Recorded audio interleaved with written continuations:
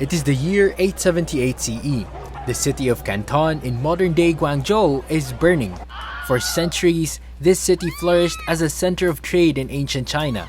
Now, thousands flee from the violence as they settle down to establish thriving port settlements like Kala in modern-day Kedah of Malaysia.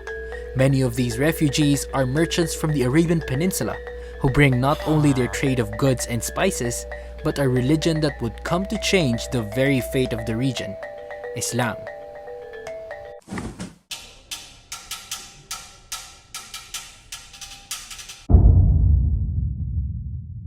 Assalamu alaikum, it's Nas. I'm here to introduce you to today's Moral Minutes, the origins of Islamization. So, why are we here?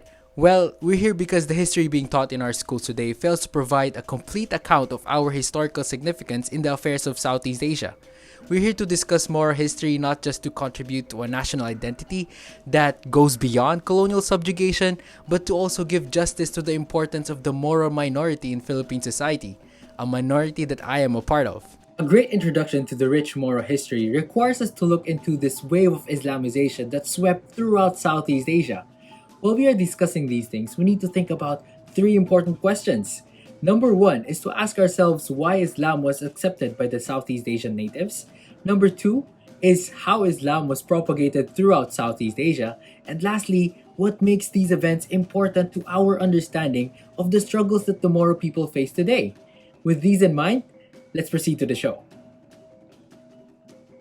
The relocation of Arab trade from China to Malaysia is significant because it triggered a wave of Islamization throughout the region. It led to the rise of a network of prosperous Muslim principalities along the coasts of present-day Indochina, the Malay Peninsula, Sumatra, Java, Borneo, Moluccas, and all the way to the Philippines.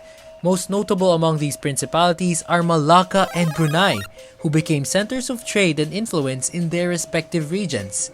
Why did the natives end up converting to Islam? According to Cesar Adib Mahol in his book, Muslims in the Philippines, which is our primary source for this video, there are 6 theories that explain the Islamization of Southeast Asia.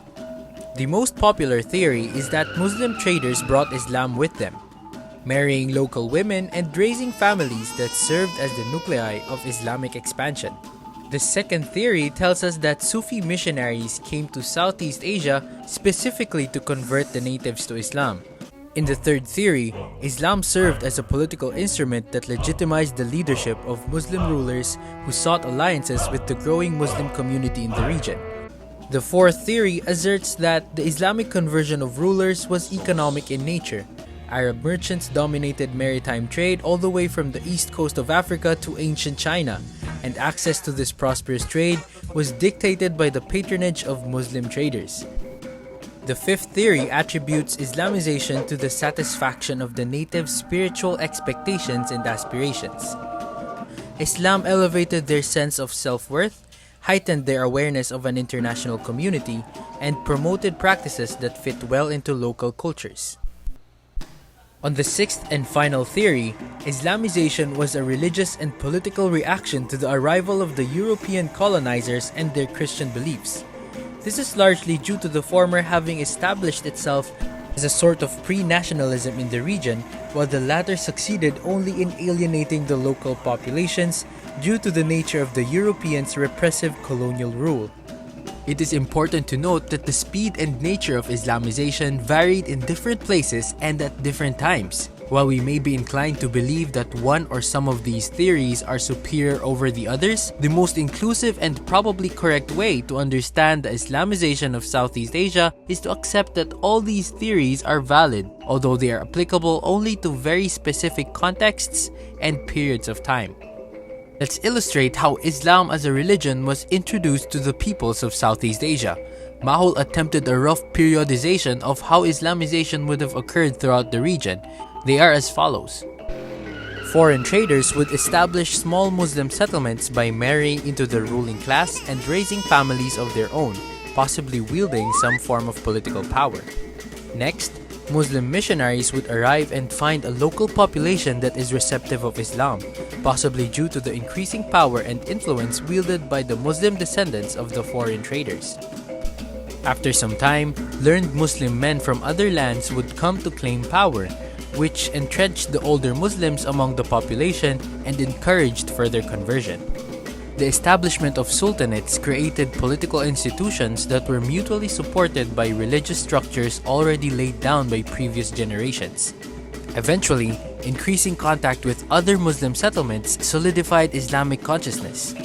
The arrival of European powers and their explicit intention to convert Muslims to Christianity led to intensified counter-missionary work by Malaysian Muslims and alliance building among Islamic kingdoms, further cementing the religious institutions of Islam in the region. What this information tells us is that the arrival of Islam in the Philippines isn't an isolated phenomena.